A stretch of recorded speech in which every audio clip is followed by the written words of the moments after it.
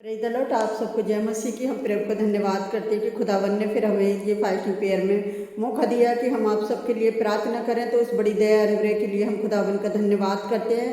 तो आइए पहले हम कुछ वचनों को देखेंगे, फिर उसके बाद हम आप सबके लिए प्रार्थना करेंगे। आप भी हमारे साथ मिलकर प्रार्थना करना।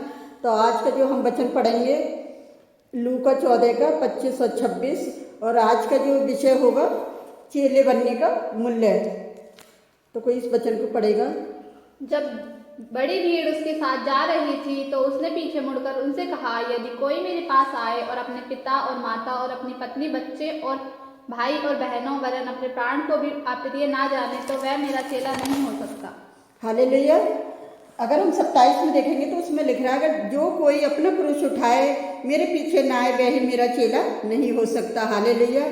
तो हमें परमेश्वर का वचन में यही लिखा है कि जब तक कोई अगर मेरा चेला बनना चाहे, मेरे पीछे होना चाहे, तो वो अपना क्रूस उठाए और मेरे पीछे हो ले। हालेलुया।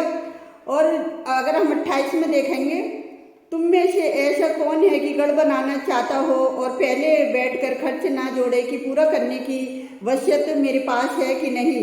29 में देखेंगे, कहीं ऐसा ना हो कि जब नींव डालकर तैयार ना कर सके तो सब देखने वाले यह कहकर उसे ठट्टे में उड़ाने लगे। कि 30 में देखेंगे कि ये मनुष्य बनाने तो लगा पर तैयार ना कर सका। हालेलुया।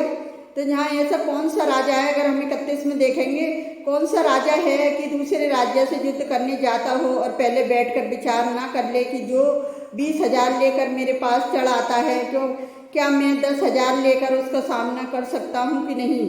हालेलुया। अगर 32 में देखेंगे, नहीं तो उसे के दूर रहते ही वह दूत को भेज कर मिलाप करना चाहेगा। हालेलुया। और ऐसे ही मेरे प्रिय भाई बहनों, इसी वचन में हमें इसी प्रकार बता लिया कि जब तक हम परमेश्वर के आगे पीछे चलने के लिए हमें हर बात में उसे की कीमत चुकानी होगी। अगर हम मत्ती 5 के 13 और 10 के 37 में देखेंगे तो उसमें भी ऐसा ही लिखा हुआ है कि अगर हम परमेश्वर ने, यीशु मसीह ने हमें अपने चेले बनाने के बारे में नियुक्त किया है, तो हमें क्या करना है, हमें सब कुछ छोड़ना पड़ता है। हमें अपने बच्चे, अपना घर, अपना परिवार हमें छोड़कर यीशु के पीछे उसकी क्रॉस को उठाकर चलना पड़ता है और हमें पीछे की ओर नहीं देखना होता। हालेलुया। तो ये दो उदाहरण देकर यीशु ने प्रस्तुत करता है कि यीशु के पीछे चलने के लिए हमें निर्णय लेने से पहले हमें शिष्य बनने की कीमत चुकाने का अंदाज होना चाहिए। पहला उदाहरण एक व्यक्ति द्वारा दिया गया है कि मीनार बनाने के बारे में है। उसे बनाने से पहले उस व्यक्ति का निर्णय कार्य का खर्चा चुकाने के प्रत्येक सक्षम होना चाहिए, क्योंकि अगर हम उस कार्य को आरंभ करेंगे तो पूर्ण करना चाहिए।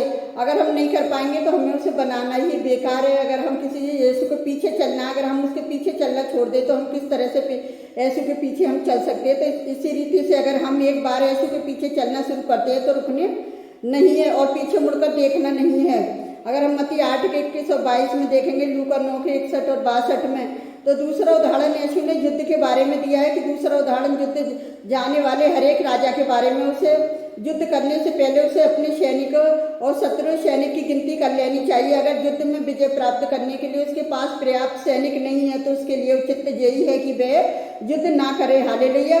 और यह बात मसीह के शिष्यों पर लागू होती है। जब हम मसीह के पीछे चलते हैं तभी हम पाप से के विरोध, परीक्षा के विरोध, शैतान के विरोध युद्ध में प्रवेश करते हैं। हम थोड़े सैनिकों के साथ युद्ध में ना जाएं, हम युद्ध में कठिन परिश्रम करने के लिए तैयार रहें। हालेलुया। और नहीं तो अगर हम ऐसा करेंगे कि हम अपनी मर्जी के बिना अगर यीशु के पीछे चलेंगे तो हम पराजित हो जाएंगे, हम हार जाएंगे अपने शत्रुओं से।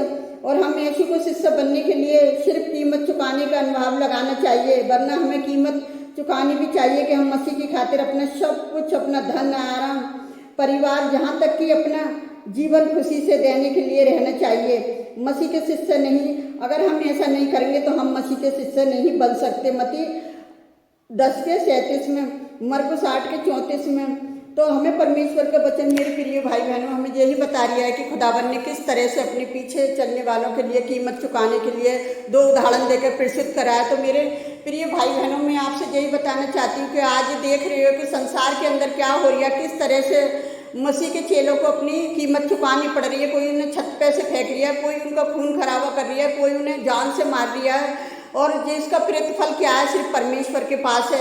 मेरे प्रिय भाई बहनों, हम कुछ भी नहीं कर सकते। हमें चेला बनने से पहले अपनी कीमत हमें चुकानी पड़ती है।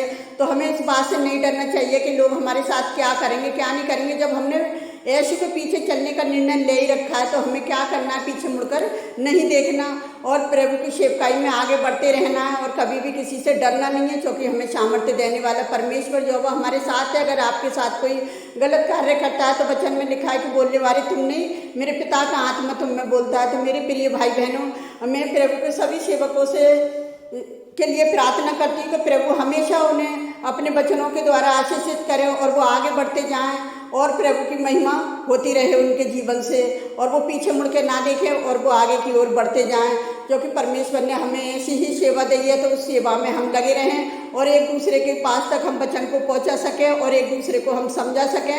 अगर हम समझाएंगे नहीं तो हमारी कीमत चुकाना, यीशु मसीह के पीछे चलना हमारा व्यर्थ है। तो मैं प्रभु का धन्यवाद करती हूँ कि खुदावन ने हमें ये सुंदर समय देकर आशीषित किया है कि बहुत सारे लोग यीशु मसीह के सेवकों के द्वारा आशीष पाएं और बीमारियों से छुटकारा पाएं।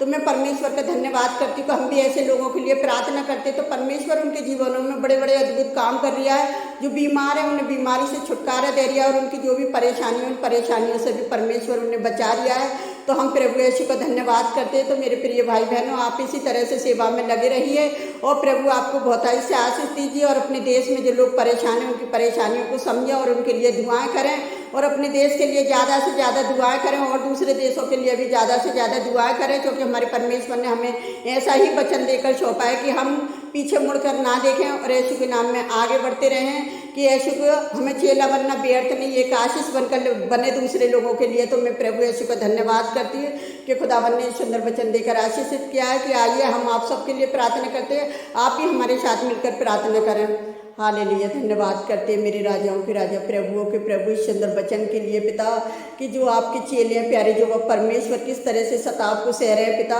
आप उनकी सहायता, उनकी मदद करें पिता। जो दूसरों के लिए प्रार्थना कर रहे हैं पिताजी, आप उनकी प्रार्थनाओं के द्वारा प्यारे पिता परमेश्वर दूसरे लोगों को बचाए प्यारे पिता परमेश्वर। जो सताव उनके ऊपर हो रहा है पिता, एक आशीष के लिए हो रहा है प्यारे जो वह परमेश्वर, क्योंकि उनका प्रतिफल मेरे खुदावन आपके हाथ में, कि आपके बेटे यीशु को भेजना उनके लिए एक आशीष बन जाए प्यारे जो वो परमेश्वर। वो यीशु को जो किस उस क्रूस पर श्रापित किया गया था प्यारे जो वो परमेश्वर, पूरे संसार के लिए एक आशीष बन गया और उसने पूरे संसार के लिए वो कीमत चुका दी जो उसे परमेश्वर ने चुकाने के लिए भेजी थी, कि उसके लहू के द्वारा लोग सिपा पाएं, उसके कोड़े खाने से लोग चंगे हो जाएं पिता। तो उसकी सूली की मौत व्यर्थ नहीं, एक आशीष बनकर उभरे पिता। तीसरे दिन मुर्दों में से जी उठना भी एक आशीष बनकर उभरे प्यारे जो वो परमेश्वर। जितने लोग विश्वास करते हैं यीशु मसीह के नाम पर पिता, आप उन लोगों को ब्लेस करें प्यारे जो वो परमेश्वर। और जो कमेंट में लिखते हैं प्यारे जो वो परमेश्वर, उनकी कमेंटों को पढ़कर जो हम दुआएं करते हैं पिता, आप हमारी दुआओं का जवाब दे रहे हैं प्यारे जो वो परमेश्वर। हमें विश्वास है खुदावन कि आप हमारे सबके साथ हैं। जितने लोग एक दूसरे के लिए प्रार्थना करते हैं, तो पिता आपने हम सबकी प्रार्थनाओं को सुना और कबूल किया, उसके लिए मैं धन्यवाद करती हूँ पिताजी।